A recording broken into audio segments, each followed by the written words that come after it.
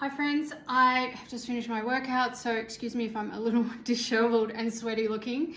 I wanted to drop in really fast and tell you that Weaving Boot Camp is opening this weekend, the 1st of February Australia time. And it's for rigid heddle weavers. I only open it once a year and enrollments are open for just 3 days before they close again. It's a 4-week program. It's self-paced, so you do everything in your own time, but you are working along with a group, and there's a special focus members group to help you with that. And so I'm going to drop a couple of links down below. One is for a materials list that I've put together for this year just to help you out ahead of time to see what kind of materials you're going to need to complete the boot camp. And the other one is just more information about the boot camp in general ahead of the opening on this Sunday.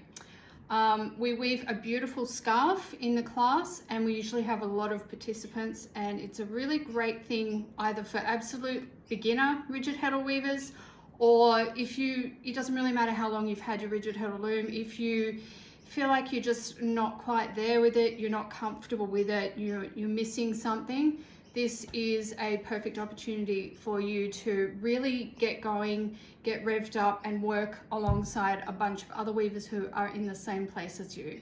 So I hope to see you there, and don't forget to check out the links below.